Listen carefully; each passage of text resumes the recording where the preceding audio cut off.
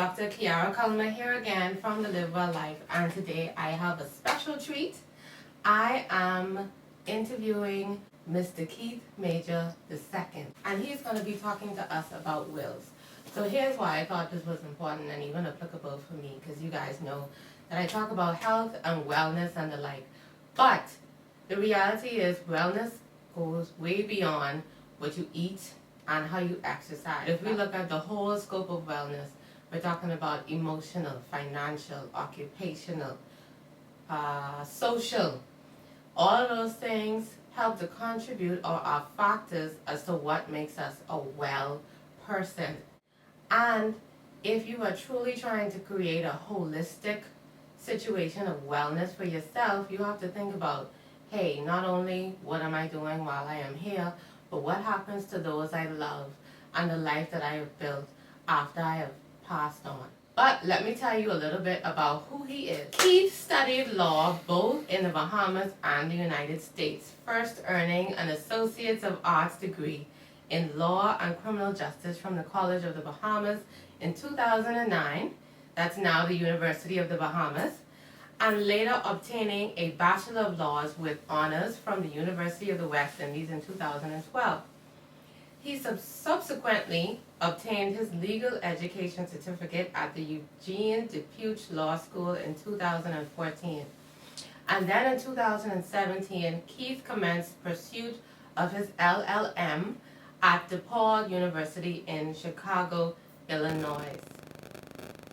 In May 2018, Keith became the first Bahamian to obtain an LLM in International Aviation Law, completing his program requirements with straight A's and the top score among his cohorts in both private and public international aviation law. He was called to the Bahamas Bar in 2014 and the Jamaica Bar in 2017. He has worked in boutique law firms, gaining experience in a variety of practice areas, and is looking to even further expand his practice experience in the coming future. I know this is going to be some good information, and I hope you guys are ready. And if you want to know more about wills and how they could benefit you and those you love, stay tuned. Okay, ladies and gentlemen, as I promised, we have Mr. Keith O. Major II. He is going to be speaking to us, as I said earlier, about wills. So, Mr. Major, clarify for us off the bat, what is a will? So a will is a written legal document made by a testator setting out how they wish their assets to be distributed upon their demise, which only takes effect at their demise. Alright, so that means if you have specific intentions or desires for how you wish your assets to be assigned after your demise, you need to write a will. Correct. Tell us about what happens if I don't make a will.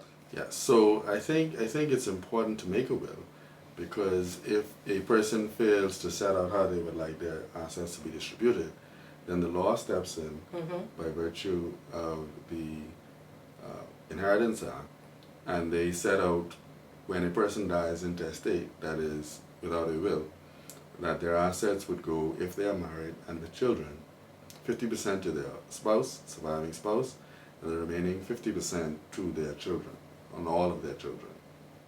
50% to all the children. Clarify all the children for me. I think it's important too, because in Bahamian law, there's no longer a distinction between legitimate and illegitimate children. And so when we say all the children, we mean all the children. In and outside of marriage. Yes. Tell us about the types of wills that exist or the circumstances that you may find yourself, because obviously when we started our conversation, it came about talking about the circumstance of death. But share with us about the other circumstances where a will is beneficial. Yeah, so I think for our purposes, or for my purposes rather, I'd look at it as being three general circumstances in which a will can be made. Obviously, as you mentioned, the first and most notorious is in contemplation of death. That is where you may be down in age or suffering from a terminal illness, and you've received good information that you ought to get your affairs in order. The second circumstance that I like to promote, or I think is most prudent, is the circumstance rather of contemplation of continued good health, and that is when there's no pending sickness or any pending thought of death, but however, recognizing the right to make proper planning for the future of your assets and how you'd like them to be distributed, Right. You make a will. Right. And then the third, and I think perhaps less widely known circumstance, is making a will in contemplation of marriage.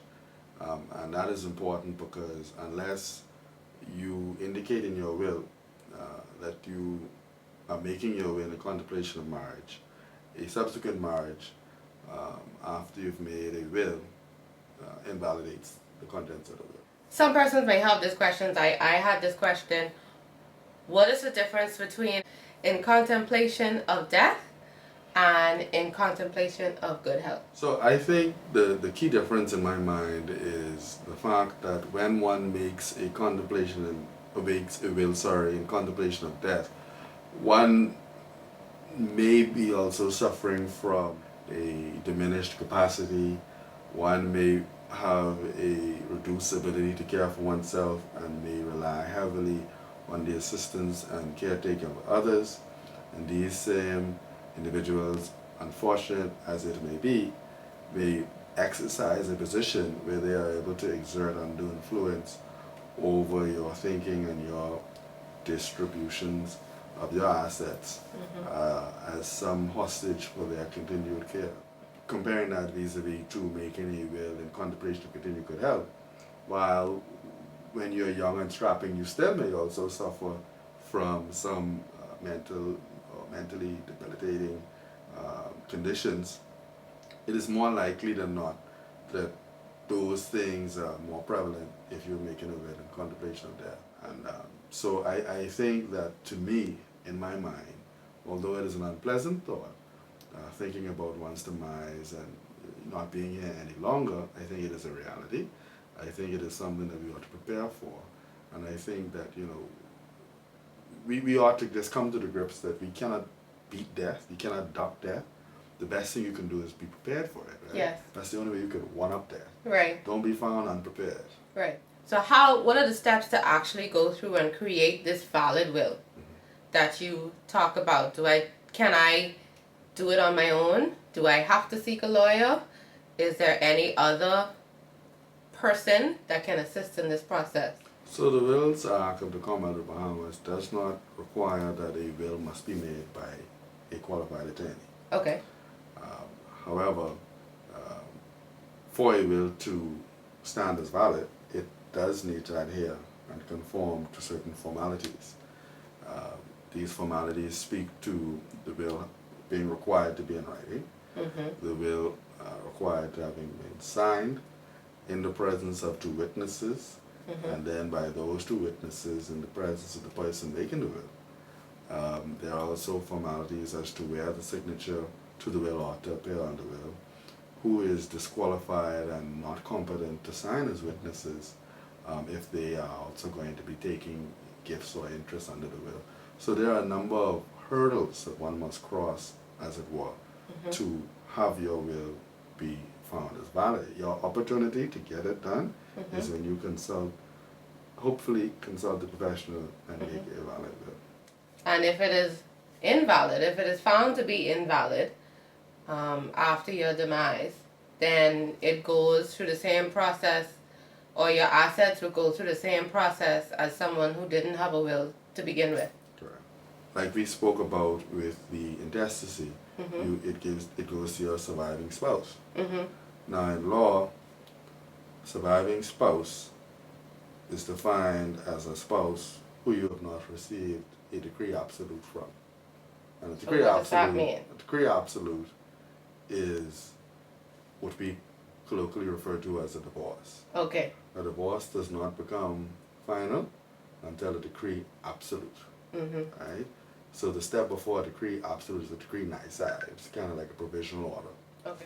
So, for example, it is quite possible for someone with a legal or legally surviving spouse Mm-hmm.